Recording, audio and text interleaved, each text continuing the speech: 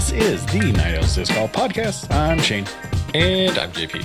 And Door_disc_golf, Night_owl_pod are the Instagram handles, as the kids say. Is that what kids say? I think so. Okay. And doordisc.com, where you get all your disc golf needs. So, JP, it's been a couple weeks. It has been. I'll take blame for it. Yeah, well, because I've been an absolute equal. maniac. Yeah. So I think Mother's Day, we just didn't count for Mother's Day. I think you and I was the first one. Yeah.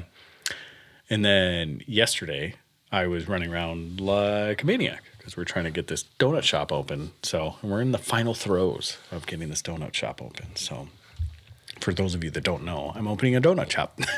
Now you know. Now you know. Does not have disc golf in it, but we might do a disc golf inspired donut. Oh.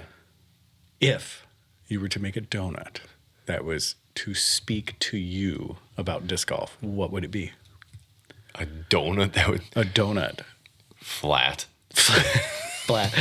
So they just go, I want the disc golf. And just smack it. Smack Pretty it much. flat. Yeah. Okay. Yeah. Hole or no hole? Hole. Okay. I guess. It's, I don't know. I'm not much for like a jelly or like Like a Bismarck. Yeah. Like that. Nah, not Really? Yeah. Just, I'm pretty plain. Okay. What would be the toppings for the disc golf donut? Ooh. Chalk bag and... Yeah, that sounds tasty. I'll take a sprinkle of chalk on my donut, please. Please put some whale sack on it. That sounds like something completely different.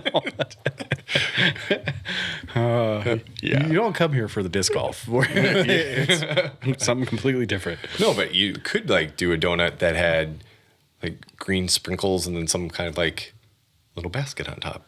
A little basket. Yeah, like a little mini basket of some sort, or like discs. You know, like you could use Like little wafers, sugar wafers. something like that, or spree Oh, yeah. or something. Mine would have to be up on edge, rolling away. Land sharks, tombstones everywhere. Yeah. What are these? Yeah. Well, if you don't know, you know. I'm trying to think of what else. What else would you put? Maybe a little bench on it. Yeah, disc charger. Exactly. That's a good idea.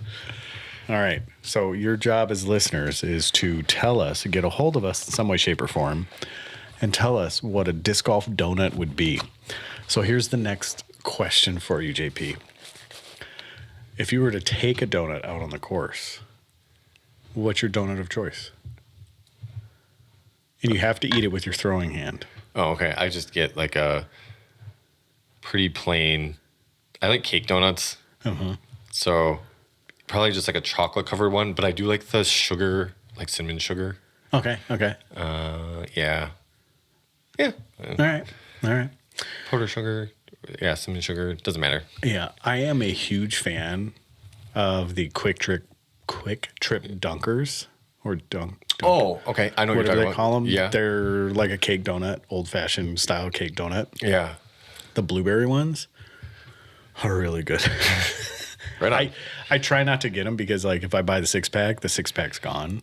If you come to USW DGC, stop at Quick Trip. Yes. Check them out. Exactly. Yep. So anybody coming through, just stop at any Quick Trip. Not the Q, the K. Yeah. With the K. Right. There are no Q's in Wisconsin. But See, I didn't know that. I was like, there's Quick Trip and there's Quick Trip. I was like, yeah. what the heck? And you walk into it, and the Q Quick Trip, it's like a dirty joke because you walk in there and you're like, this is not Quick Trip. Yeah. They call them Quick Stars there with a K. Oh. So wherever there's a Q Quick Trip, then they're called Quick Stars with a K. Okay. In those areas. So if you see a Quick Star, go ahead. That's a Quick Trip. Yeah, I went in there and I was like, wait, this is a Quick Trip. I actually walked up to one of the guys and I was like, this is really familiar. Like, it's like, we have Quick Trips in Wisconsin. He's like, yeah, it's same business. I was like, oh, really? Cool. Okay. So, right on. Yeah. I was pretty excited about that. Apparently those like Quick Trips are down south. Like the Q. Yeah, the Qs are, yeah. Yeah. Yeah, I've seen them in Indiana, like Okay. southern Indiana, southern Illinois. And I know in Kentucky, that's what they have is the Q Quick Trips. like I said, dirty trick. There's a rumor somewhere down Madison area, maybe Buccees. Yeah. The Buccees is coming. Yeah. Yeah. Huh. And there's actually also one just over the border coming from in the Kenosha area. Oh. But yeah, the Buccees is going to be there too. Yeah. I'm excited about the Buccees. They've actually started making it. They've already started building the one just south of Milwaukee there, like in the Kenosha area. So maybe that's what I'm thinking of. yeah. But there is, from what I understand, Madison's supposed to be getting one too. I'm okay with it. Sure. How do you feel about it? I've never been to one. You've never been to a Bucky's? No. You got to go to a Buccees. Like, they are. Just picture Walmart as a gas station, and not in like what is offered, but the people of. I don't know if you remember that those videos on the internet. The people of Walmart. Yeah. Okay. It's kind of that, but no, it's actually really awesome. So you walk in, and in the center is like a hot fresh deli. So they do hot barbecue. They'll like call it out barbecue sandwich chopping or whatever. And they do like brisket, pulled pork, smoked turkey. Okay, you have my attention. And then they have like, in some areas they have like boiled peanuts, but for the most part they have a fudge counter. They have like a hot nut counter. Samples? Or you can do samples. Yeah, there's samples. Huh. But they have like the fresh hot nuts. You know, like right next to their well sack. Yeah. Yep. Just 2 aisles over from the whale sacks are fresh hot nuts.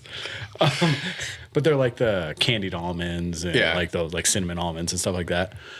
And then they have a full deli counter that's like all kinds of like Chinese food and like all kinds of stuff. And then they have a wall of beef jerky that's out of this world. Like any type of beef jerky you can think of. They have a wall of like mixed nuts, more nuts. And like any type of trail mix you can think of, like, I mean, you name it. They have underwear, swimming trunks. I own a pair of swimming trunks from them. Okay. But all Bucky's branded. Yeah. Like, it's pretty crazy. They have like surf wear, like fishing poles. Jeez. You name it. They have grills. They have like fire rings. Actually, so I was watching ESPN one day, and this guy lost a bet. I don't know if it was fantasy football or just something like he bet on, and it was to stay in a Bucky's for 24 hours. Or maybe longer. But yeah, so like decked Wouldn't out. be too hard to do. No. So decked out in like the full Bucky's, like pajamas and everything, and he's sitting in this like lawn chair. And, Yeah. Yeah. This is The very first one I ever went to was outside of Vegas. And it was like the Mint 400 or something like that. We were watching like an off-road race, and we just happened to be next to one of the Bucky's there. And I went into the Buc, and I was like, this is crazy. But the amount of fuel pumps they have at that place is nuts. I mean, literally hundreds of pumps. It's crazy. So we went to one that was just opened. It opened like a week beforehand. And they had just a line of tanker trucks just filling tanks while people are just pumping. And it was crazy. It was like a line. They had police pulling people in and out. It was crazy. Like you think like the opening of a Chick-fil-A or opening of like a Popeyes. Yeah. Take that like 100 times. It was nuts. It was nuts. Anyway, so enough about Buccees. Yeah. So we'll get back on track here. Yeah, so I guess there. Oh, geez, come on. Bumper cars. We got just a couple things to talk about. Not much. Should we do a quick recap about Bobby and how is it going? Sure. And obviously, there's nothing directly from him. No. Not in this episode, but No. So Bobby has now officially been back at Dynamic Discs for about 2 weeks total. So we talked to him before he went in there, and I can say with confidence that he has an uphill, like there's a climbing that's going to have to be done. It's an uphill battle. And he is, I guess, taking it with stride. It seems like they're doing it. Disc Golf Answer Man is officially coming back for reals. Well, no, yeah, it is. But no, so I was just going to comment on this because he was on Smashbox and Terry asked him about Disc Golf Answer Man. Yeah. And he's like, said probably coming back. And he's like, oh, is this a Smashbox exclusive? And Bobby's like, yeah. I was like, Yeah. Hey, hold on. because he told us that it was coming back first. Yeah, so exactly. it is not a Smashbox exclusive. Exactly. But maybe it was to like, obviously they get more listens and views and stuff than us. Of course. But yeah, not an exclusive. Yeah. It was exclusively ours until it was exclusively yours. Yeah. Yeah. Anyway. No, yeah, because he went on the next night.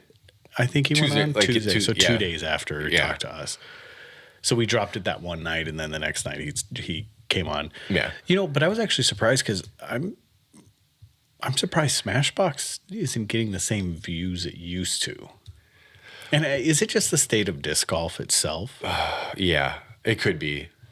It very well could be. Or there's just a lot more people doing video content like Tour Life. Yeah, because Tour Life is on Stance. at the same time as Smashbox, if I remember rightly. Or there's some kind of like crossover there. Like a little overlap or something. Yeah. I mean, both go for 3 hours, So it's like, how much time can you devote to both or either one or, whatever. It's kind of crazy. It is nuts. I mean, because I think it depends on who the guests are as well. It really does. Yeah. Yeah. It really does. Because I think, we are not average to most disc golf podcasts because we'll talk about other disc golf podcasts. We talk about all the media, all the happenings. So Sure. we're not just talking about current events in disc golf. Yeah, we'll talk about that. I mean, we talk about Buccees. We talk about, we talk about a lot of stuff. But one of the things we do is we will talk about other podcasts. We don't have any issues with talking about what happened on other podcasts. No. And I think when I'm looking at some of the stuff like the Nick and Matt show, Staggered Stance, their views went way down too, which is surprising because they're a really good show. Sure. And they're still a good show. Yeah. Tour Life is probably the only one that's really holding any weight right now. Probably Grip Lock. Grip Lock, the foundation. I feel like, not to say they have a monopoly on disc golf content, but they definitely a stranglehold. Oh, for sure. For sure. They just put so much out. Yes. And you just can't. I don't think people can compete on the magnitude that they're able to. Now, I think a lot of people like us, those guys, that's their full-time job. Yes, exactly. Some of these other guys are out and about living normal lives, doing whatever, and it's kind of a side gig for them, like us. And then Foundation, they're just go. Right. Disc golf. Yeah. I think they have a regular golf channel now. I think they do. Yeah. That I've seen Hunter and Trevor on. So yeah, it's just hard to I don't want to say compete, but we're competing for listens, we're competing for views, but yeah, whatever. But I don't know if necessarily that I'm so worried about, because I think you and I hold if a sponsorship came through and was offering the right thing and allowed us to do what we wanted to do. Yeah. But that's not our goal. Our goal is to sit down, have some fun, talk about some stuff, hang out for a little while, and then let someone share in it, right? With with Foundation, I think they do a phenomenal job messing with the algorithm and also flooding YouTube with disc golf content. Because what happens when you put disc golf in anything, so you put Night Owl's disc golf podcast, what's the first video that pops up?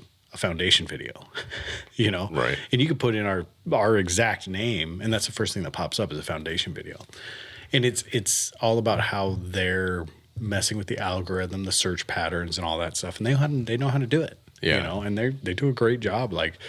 If there was anybody that I would want to get some tutelage from about stuff like that, it would be Foundation. I mean, they're aside from Simon, who probably makes the most engaging videos in disc golf. You're right. And then Trash Panda. Those are the three that I say they do some awesome stuff, I mean, what's his name from Trash Panda? Jesse. He is so good at what he does. And I don't know if it's just Jesse's personality or if it's just the way he cuts his videos. I think both. They're engaging. They are good. And he has a good way of just talking. I don't know if it's authentism or is that a word? Authenticity. Authenticity. Yeah. Okay. Yeah. I don't know what it is about him, but I like him. Well, like last night I went to bed and I probably watched at least like 3 Robbie C videos. Yes. In a row. Yeah. For whatever he's a reason. foundation guy too. Well, yeah, he is. I mean, he's not like in foundation, but yeah, cool. He's signed with them and everything. So, well, he runs one of their shops. Oh, is it? He's the foundation, South Carolina Foundation, isn't it? Yeah, I don't know. I thought it used to be a DD store, but maybe not. Maybe it's something else. Yeah, I don't think any of the DD stores actually exist anymore. That's true. So I don't think. Yeah, I think you're right.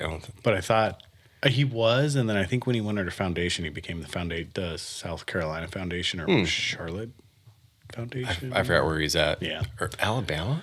Is he in Alabama? Oh, I think that might be where he is. Mm-hmm. Anyway, anyways, yeah. So that's cool. I don't know how did we get there?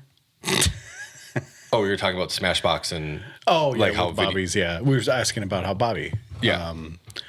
So far, I have really enjoyed his like planning video about the whole when he said introduce it, he was bringing back Disc Golf Answer. Oh, right, yeah. With a faint helicopter sound in the background, and he's playing with the little one like he's imagining the whole thing. Yeah. About making it big, coming back, making it big.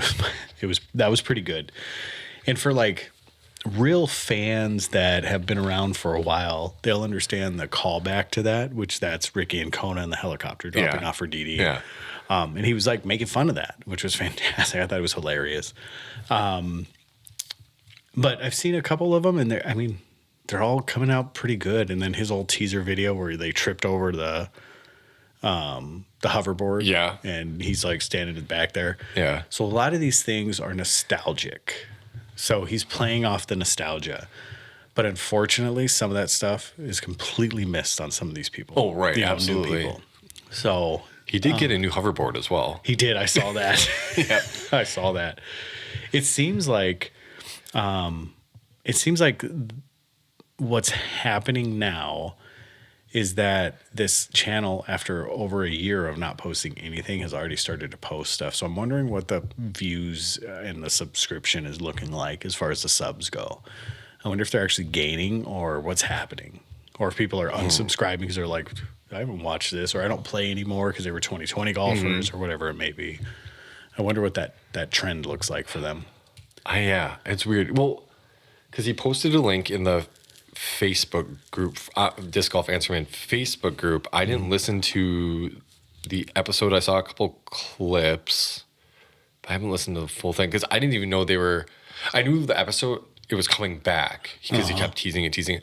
But as far as people submitting questions and things, I had no idea that they were planning to record so soon and take questions because I didn't see him asking for anything. I tried to search for it on Apple Podcasts and I can't find it. Oh. I was trying to find it and I couldn't find it on Apple Podcasts. Now I haven't taken like a real serious time to like search through. Yeah. I tried to pull up my phone and I couldn't find it. Okay. So, and it's weird because I'm subscribed to Disc Golf Answerman, Cool Daddy Slick Breeze, Disc Golf Answerman. Yeah, I know there's some weird things going on there because there's Disc Golf Answerman and then he had Disc Golf Answerman again with Eric and Robert. Yep. And so that like the old feed there's something screwed up there. And then he went to Cool Daddy Disc Slick Golf. Breeze, yeah. And then, I don't know. Yeah. And now he's back to Disc Golf Answerman. So I'm wondering if that's a different feed or not. So I'll probably end up having to like really look at it. But every time I pull up Disc Golf Answerman, like all I get is Foundation Podcast. So true. But no, I'm excited to see it. And listening to him and Eric banter again. And I think some of the stuff he's like, what's your most cringy video you've ever done or something like that. And then he posts some of those videos. Yeah. Like, and those are ones that I'm just like excited. That's the stuff that when disc golf wasn't taken so seriously. Yeah. And I miss that stuff. Like and maybe that's, I don't know. I don't tend to take disc golf serious really. And maybe that's the thing. I don't know. Maybe that's his niche. Like you talk about like Tyler Brickley and people like that. Like we don't have those figureheads. Jonathan, maybe. Yeah. Is the only one. And he's probably one of the better ones out there. Yeah. But then you think about like the foundation guys. Yeah, they do a good job marketing. But do they really have the popularity or personality popularity that Bobby or Brickley or these guys do? That's a tough question because I will listen to their podcasts and I think they're fine, but some of their banter between them, I'm just kind of like, eh? Yeah. You know, sometimes like jokes or whatever they're doing, and I'm just like, I don't know if this is really it, but I will listen because I'm always curious because we come out and then they come out Monday night or Tuesday or whatever. So I'm curious if we have the same ideas or same, obviously we think different, we talk different, but I'm just curious the way they go about saying stuff. Yeah. Yeah. And then listening to when Bobby came out with Disc Golf Answer Man with Eric and Robert, I almost appreciated it more than his time at DD. Like that was really great, but as somebody who doesn't throw DD or Trilogy as much anymore, I don't really want to hear about Trilogy discs as much. Right. Like I wish it was broader Yes. in scope with the way they could talk about discs. Because I know it's going to be, I hate to say a propaganda machine, but that's going to that's what it was. Yeah. Yeah. Yeah. And it was a very effective one. Oh, yeah, absolutely. Very effective one. So, yeah, I'm interested to see what that happens. And well, I'm just curious, are they going to expand now that things are moving towards Emporium with everybody? If they're going to talk more about House of Discs as a whole rather than just DD, but I just have this feeling it's just gonna be very narrow. Yeah. So I'll have to tread lightly around a lot of this stuff because some of the stuff I know. So and this is public. So with Discmania potentially moving there, there's a lot of speculation around. And it was reported that last year that was happening. So they did shut down the Colorado plant. Two of the employees, one of them was Colt Montgomery's brother, Austin, and then I forgot who the other gentleman was, but they both resigned before, with the news that it was closing and everything's moving 8.5 hours to Emporia, which makes sense because everything's consolidating and it's just a bigger warehouse that they can fit everything. Yeah. Well, they have the manpower. It's centrally located. Yeah. And there's a lot of good things about what Emporia can do. Oh, yeah, absolutely. There's actually a lot of distribution fed out of Emporia. It's actually really surprising, honestly. I actually just got a package today from Emporia, and I was like, did Bobby send me something? No, it wasn't Bobby. Oh. It was something else. It was just from some other company. Okay.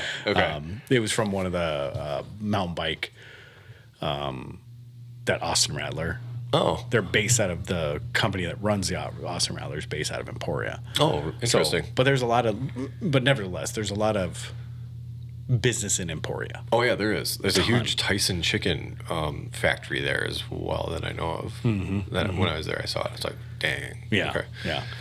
So, yeah, I mean, so with that, having them all there, I think it'd be fantastic. But it seems like with what they're doing with splitting up their websites and, some of the outward stuff they're doing, it seems like they're trying to separate the brands and give each brand its own identity. Because he talked about that. Like he talked about the idea of he didn't like Trilogy as a saying or, for the three companies together, but they kind of ran with it with the Trilogy Challenge because it kind of rolled off the tongue and all this other stuff. But you do kind of lose identity that way. Well, and that's the same thing with House of Discs. Because it went from Trilogy, then they picked up the two other brands, and put them under the same banner. And then it went to House of Discs. And I don't know if House of Discs is any better. I mean, with kind of how everything went and is going and now is starting to shift, I don't know if House of Discs has a great name. So I'm wondering if the transition is going to be keeping brands separate and having their own identities, which I would assume that's going to be the case with most brands that have multiple levels, like like Toyota and Lexus, or Right. just things Yeah. like that. I can't remember. This is hard for me because I can't remember what I've talked to Bobby about and what we talked on the podcast.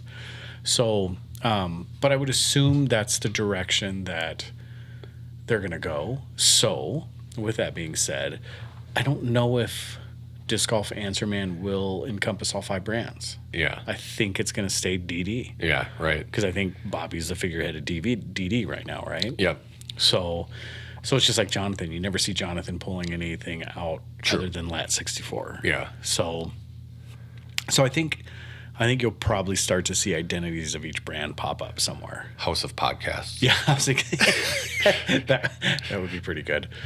So, would you be willing to be the West Side? The West. The West Side podcast? Oh boy.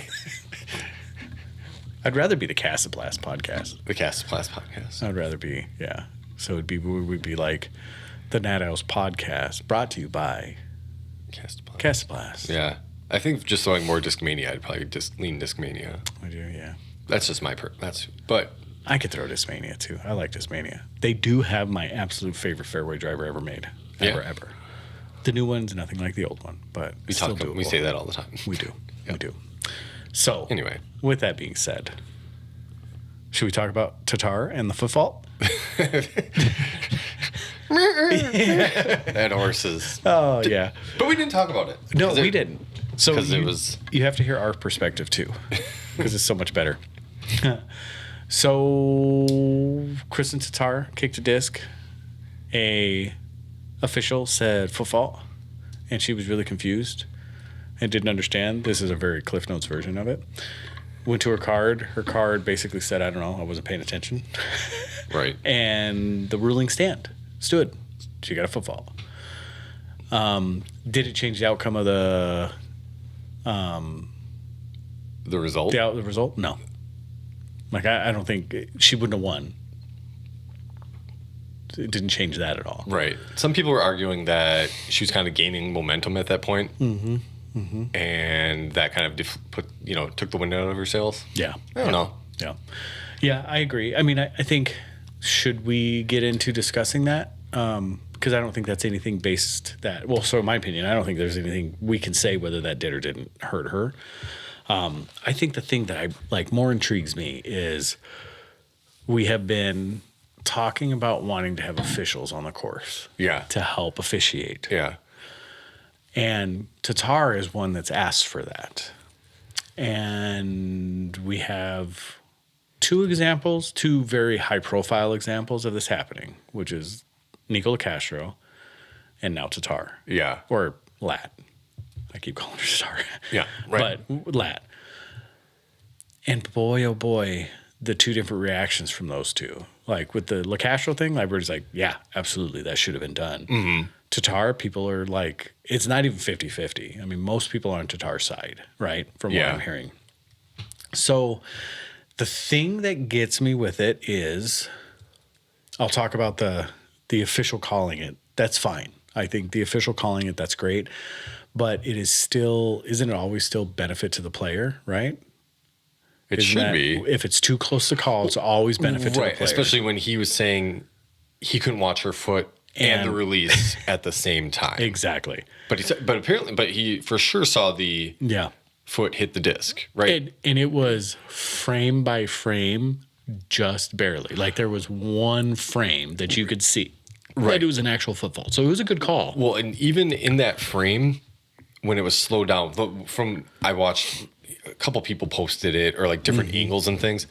When you slowed it down frame by frame, all of a sudden it still did get like a little blurry in those frames, and it was kind of hard to tell. Yeah. But most would agree that it was a foot fault. If you slow it down that much. Right. You get that granule. But so granule that the eye could have never picked that up. Yeah. So for him to call that, kind of crappy.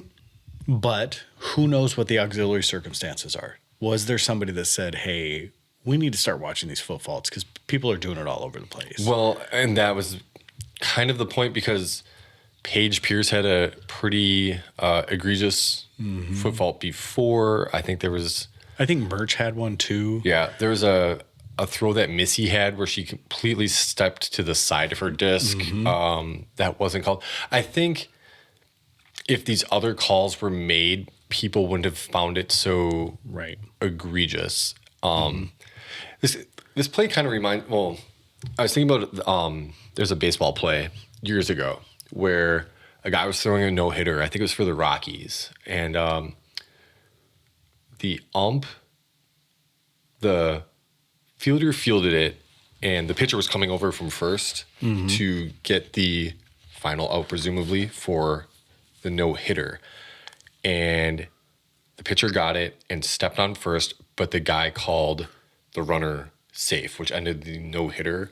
And it was like one of those split-second things where there's no replay at the time. You know, this is before baseball had replay. And to the naked eye, that was it. He was safe. Yeah. And then later he was able to go over it and see that he did, in fact, make the wrong call from video after the fact. And he went up and apologized the next day to the pitcher. And the pitcher is just like, you know what?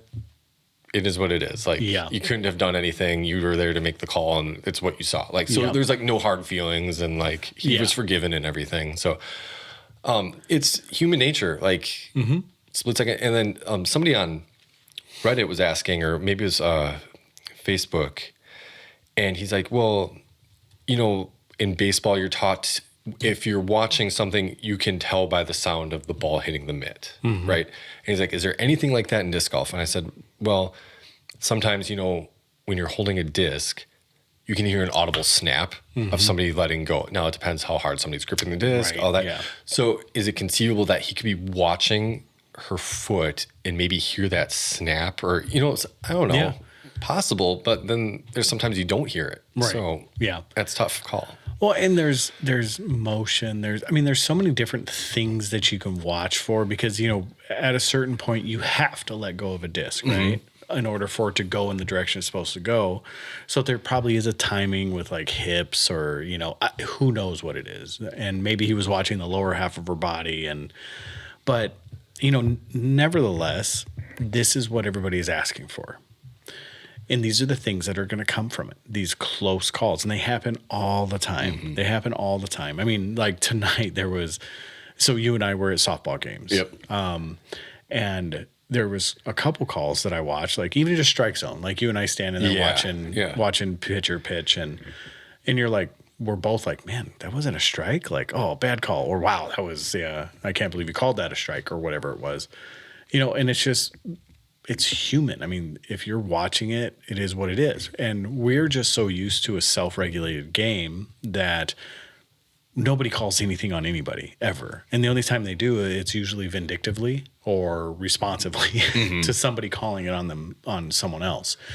And we've seen that happen over and over again. And oddly enough, Nico LaCastro was involved in a couple of those also. So I don't know if you remember the Memorial Championship when Ricky Wysocki kicked his disc and Ligo called him on a foot fault and nobody seconded it. Yeah. So, and the only other thing that was a little bit confusing, and this is a new rule change, it doesn't have to be seconded anymore.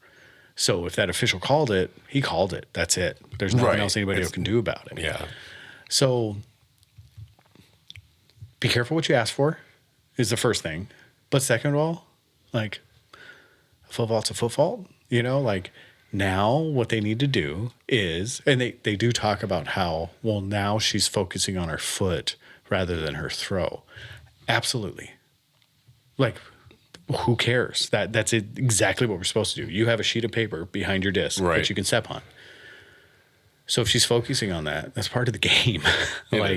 So that was, you know, I read and heard a lot of people complain about that. Oh, well, that changed her game. That did blah, blah, blah. That took her off. Everybody else has the same footprint right behind it. And if not, they get called on a foot fault. Well, they should get called on a foot fault. So I was wondering why she didn't mark her disc with a mini. Yeah. Well, I mean, I don't know if that would have had anything to do with it, but it's less surface area to hit. Yeah. For sure. So then it would have been a lot less obvious. Yeah. I almost never mark my discs. Right. You know, and I don't know if you do or don't. Because there's some people that are very not like religious about during it. league, but in a tournament, I'll do it. Yeah. I normally don't even do it even when I'm putting. Like, that's very, so this is a Paul Macbeth thing. He goes, why do I need to mark my discs? I'll never mark my discs. And I'm like, I'm doing that, you know, because he was the best player in the world. Right. So I just stopped marking my disc, and now it's become a thing. Like if I actually have to mark my disc, it's kind of a big deal because I'm like, oh crap, where's my mini? Where's, you know? But I stopped doing that maybe like 4 or 5 years ago. I don't remember when I stopped doing it. But it does give you a little more leeway. It does give you a little more distance to the disc because you're pulling, because those minis are maybe 3 inches in circumference. Yeah, maybe. So you're pulling 5 inches that you're closer to the basket. You know, there's some advantages and things like that. And every time I hit front cage, I'm like, should have marked it. You know? But, you know, with Tatar, I think the 2 points that I want to make is, yes, you should be focusing on your foot. And now that's what you need to practice on. And I'm with anybody. That's what you need to practice on, where your foot lands. And that's all of these young ladies or these ladies that were out there. And then the second thing is, this is what you guys have asked for. This is what you want. You want someone out there regulating because you don't want to do it to each other because you don't want to create hard feelings. Yeah. Because you got to play with these girls week after week after week and these men week after week after week. So you don't want to create any bad blood. So those are the 2 topics that I just wanted to bring up.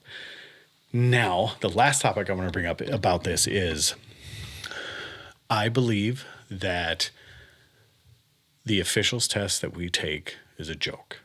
Oh. And I believe that if we are going to have rangers or marshals or officials out there that are not players, they need to be certified better than just the officials test. That's such a joke that we take.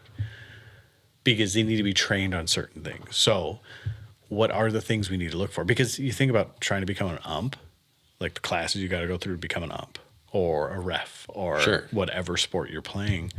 You got to go through a lot of classes to do that, right? What do you have to do in disc golf? Take a test that you can take open book, open notes, and take as many times as you want.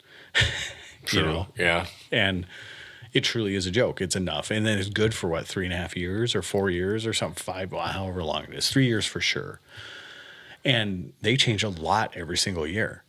So if we're going to have rangers or, you know, officials out there on the course making calls, I think that they need to go through maybe just a tick more training for it. So that's my thought. Those are my 3 points on that. Okay. So I don't know if you have anything to add or to talk about on that. No. I'm wondering if people are mad too because they had money on her. Probably. Oh, with the betting. I never thought about that. Oh, no, but I don't, wait. There might not have been betting at this major. I forgot if there was or not. Maybe someone said that there wasn't betting there. But if there was, I could see people being mad. Yeah. Yeah. I forgot if there was or not.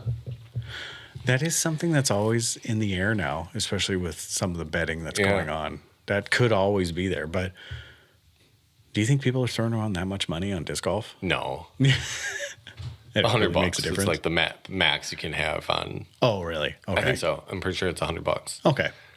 Well, I don't know. Yeah. Yeah. So, well, it sucks for Tatar, but, you know, now she just has to be better. And I want to say her reaction to all this was awesome. She aired her concerns, but then she also addressed her fault. Right. Which was awesome. So her concern was, hey, it needs to be done across the field. But then she says, I need to be better about my foot placement. Right. And that was it. That was it was a lot longer than that. Much more eloquent. Right. There's a couple more paragraphs. It was great. Yeah. It was great. So, anyways, I think we beat that horse enough, right? Yeah. All right. So we'll go on to Cascadia, brought to you by Discraft. I didn't watch any of it. I watched a little bit of it. Okay. Oh, no, I did watch a couple clips of, who was it? Gannon Burr lining up to putt, and the deer walks out in front of him. Dude, how cool is that? That's crazy. I know. And he steps off it like it's no big deal. You know, he's like, well, I'll just step off of it. And then the deer's like, oh, there's people here, and runs away. Right. Dude, what a beautiful course, though. Washington, right? Shelton, right? Yeah, I think it's Shelton, Washington, or something like that. Something like that. Just a beautiful course. Yeah, Washington. Yep. Yeah. I was thinking Oregon, but I think that's PNW. That's where the Northwest Disc Golf Championship League. Yes. Yeah. Yeah. Yeah. Yeah. Front side was definitely a little easier than the back nine from what I remember, but I liked it. I don't know. I think just woods courses in general, they just offer a different challenge, and it just has that side. Like, obviously, well, Barella won. Yeah. Yeah. 81. But then second place. Hold on a second. Second place with Lazat. Right. Yeah. And then Eagle was up there at one point, like in fourth, I think. Yeah. Wysocki came in third. Macbeth was in fifth. Or sixth. Fifth or sixth. Yeah. Yeah. Burr was up there as well. I mean, they were all up there. I don't think Barella, McMahon came. Lazat, Wysocki, Klein. Yeah. Burr, Macbeth, Eagle, Ezra Robinson, Cole Rodolin, then Ty Love, Luke Taylor, and Isaac Robinson all tied for 10th. So, yeah, like Barella, Lazat, Wysocki, a lot of these top guys can like absolutely bomb a disc. Yeah. But they showed real control in the woods, which... Control and distance. And distance, yeah. Yeah, because some of those holes were long, too. Some of them were, yeah. So, yeah, it looked... I mean, I lie. I watched some of it, and I was able to kind of keep up on some. And then plus the beauty of the recaps. I mean, it's pretty awesome to watch the recaps. And then Simon Lazat's videos also. Oh, absolutely. I love watching his stuff. Man, it works really well.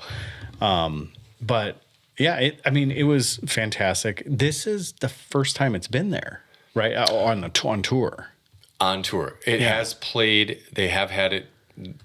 They've played this course before for a tournament, yeah. Okay. But on tour, yeah. Yeah. And there's some changes, I guess, Jeff Korns had made from the original tournament. Yeah. It played well. It looked awesome. But I enjoy wooded courses. I like watching them. I mean, we've talked about this before. So congratulations, AB. I mean, it's awesome to see him at the top of the leaderboard too. But can we make mention to the fact that Macbeth is just a hanger on, man? Like he has been right at the top almost every single tournament he's been in. And it's awesome to see. Like I like it. I think that's awesome to see. So we'll go on to the FPO side. So Gannon, Scoggins, and Pierce tied for second. And look at Pierce up there. I honestly didn't think I would see her on the podium in this season. And I know. She's been pretty non-existent. Yeah, yeah. And all of a sudden she kind of climbed the leaderboard here. And this is a course that tended to suit her in the past. So maybe she's finding her legs again. Quite literally. Not right. Maybe she's finding her legs again. I mean, so that's a good thing. And the one thing I want to mention about this too, outside of it, is Handley. So she came in fifth in this one, fifth or sixth, I want to say. Fifth, yeah. Fifth. Tied for fifth. So that's her second fifth. So she's had 10 Pro Tour tournaments, and only 2 of them have been off the podium. Yeah. And only one was a third. Yeah. Outside of that, first and seconds. She is murdering it right now. And there's nobody that's like even stands, well, there's people that stand closer points wise just because of certain wins and stuff. But holy moly, she's killing it. Like she's becoming one of the best at 991 rating right now. Yeah. Like she's becoming one of the best disc golfers in the world right now. FPO. Right. Like awesome. Awesome. And did you notice Tatar's rating? No. I think it was 10-15. What? I wanted to say it was 10-15 when I pulled it up. 10-15? Yeah. Am I wrong? You have to look at it, but on PDGA? Yeah, I thought it was 10-15. I don't think it's that high. Are you sure? Oh, I lied. 10:03. Just kidding. Okay. It's like she just crossed like 10:01, I thought. Yeah. So she's 10:03. But yeah, but she's up there though. And Holland Hanley's 991, and I want to say she's the second highest rated player right now, FPL. Yeah, she is. I mean, dude, she didn't even start until late 2020 playing. Mm-hmm. Good for her. Big fan. All right. So that's where I was. So, sir, do you have anything else to talk about? Oh, man. When we were off, I had 2 really good random questions, and now I forgot. Really? Yes. Oh. I had 2, and I was just like, oh, this is a really good one. And then I completely forgot what it is now. So it doesn't even matter. I shouldn't even said that. Yeah, I know. I have this thing, but I don't remember it. It's like when you say... It's like that quote that we found that one time. And we're like, oh, we got to remember this. Yeah, and we should write it down. Yeah. And then neither of us do. Neither of us did. It's like when someone says, it's just like that, but it's a different color and a different shape. And you're like, then it's nothing like that. Like, what are you talking about? He looks like that guy, but he's black and he's bald. Then he doesn't look like that guy. Why don't you just describe it? Like, anyways. Oh man. All right. If you had to pick a movie character that was your sidekick and never left your side, except to poop, and do your like no stuff. Right. Who would it be? Any character. And I'm going to follow up with the why, but who would it be? Oh, man. Any character. Scooby-Doo. The dog? Yeah, dogs are great. Okay. All right, Shaggy. No, man.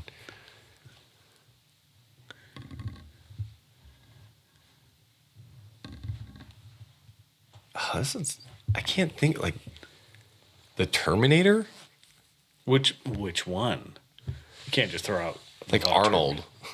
Yeah, but which, like, are we talking like the old Arnold, like Sarah Connor or Connor? John? What was the son's name is John Connor. Yeah, but there was the last one he did where he was like this old geezer all wrinkled up and stuff. No, I'll take like T2. Okay. Like T2 Terminator 2 Arnold. Okay. Where he comes back good. Yeah. But he still freaks him out. Okay. Yeah. Okay. And now why? Oh, why? Mm-hmm. I feel like he's just, one, he's better. He's good, for one. Mm-hmm. He'd be just like a good bodyguard to have around the house in case anything were to happen. A protector. Yeah. Like I wouldn't have a lot of worries with him around. I think like safety would be, I'd feel safer. Sure. Yeah. Up here in northern Door County. Yeah. Yeah. Okay. No, but I mean, like, if you're like say you're out in the city or something, and all of a sudden, like, somebody comes up to mug you, and you just have the T800 with you. Yeah. Right. Oh, I like that. All right. I should have thought about this before I asked it because, okay. I am going with Val Kilmer from The Saint. Oh, okay. And I don't know why. Interesting. I mean, I do know why. Because that is low key, by the way, an awesome movie. It's pretty good. Kind of slept on. He plays a good character in that movie. I will say some of his disguises in that movie, not real convincing. What are you talking about? Was he not turtle enough for your turtle club or what? They weren't that bad, though. No, they weren't, but... Because didn't he do one where he has like this old dude with a big mustache and stuff in it? Yeah. But so I liked him in The Saint because of that. He's kind of like this, I don't know, this assassin, like master of disguises type, like weird, just this weird thing. But right. It's also Val Kilmer, like, but I didn't want the douchery of Iceman. You should have done like Doc Holliday, Val Kilmer from Tombstone. That's who I should have picked. That's my Huckleberry. Yeah. Dang it. That would have been a better Val Kilmer. Well, either way. Yeah. Is he still alive, by the No, way? he passed away When did oh last year. oh R.I.P. Yeah. Darn it. Well, now I feel bad for picking him. I did hear something interesting on a podcast that they're making a Top Gun 3. Ooh, really? It's like Is it Iceman's son? pre-production. Iceman's son, no. But I'm guessing there will be something. I'm wondering if they'll have, because in Maverick he doesn't talk a lot. No. And no. like what they did use, they had to use AI with his voice. Mm-hmm. And they're wondering if at some point they will have kind of like a funeral or like mention of him passing kind of deal. Yeah. Well, in that, don't they mention that he's sick and that's why he's retiring? Yeah. Okay. Yeah, that's too bad. By the way, I saw a movie recently with Brendan Fraser in it. What is it? You remember Encino Man, like Brendan Fraser? Yeah. Or The Mummy, or That's good. They're making another Mummy with him and Rachel Weisz in it. how are they going to make it with him? He's an absolute whale right now. That's Is what that bad to say? I mean, he was in a movie called The Whale. Oh, well, yeah, he was, wasn't he? Yes. Yeah. Did he actually gain that weight? Yeah, I think so. Because he's in this movie. It's the little person from Game of Thrones. Peter Dinklage, okay. Peter Dinklage and not Rooney. Mickey Rooney? No. Anyways, they're brothers. They're like convict brothers or something like that. Okay. And it's all about this heist, and they come closer as brothers, and their mom's like a douchey, like only cares about herself person, and she ends up loving, both of them at the end. One of those deals. Okay. Like, every big happy family in jail, like one of those deals. Got it. But he is a correctional officer in it, Oh. and he is rotund. It is incredible. I was like, I know that guy. And then he started talking. I was like, oh my goodness, that's Brendan Fraser. Huh. He has a shaved head. Like, it was incredible to watch him. He was like one of my favorite characters. Him and Pauly Shore and Encino Man, like those guys were awesome together. So maybe it's Brendan Fraser. Maybe that's who my guy would be. All right. Are you looking up something right now? See what it is. Should we hang on the air for that? No, I was trying to look up Brendan Fraser. Oh, what he looks like right now? Yeah. Okay. Well, I mean, I've seen him recently, but I'm trying to look up his filmography just to see what he's been in recently. Speaking of recently, have you watched any movies recently? Shoot, I did just see something newish recently. Dang it. What did I watch? Oh, it kills me that I can't think of it now. You watched Minecraft yet? No.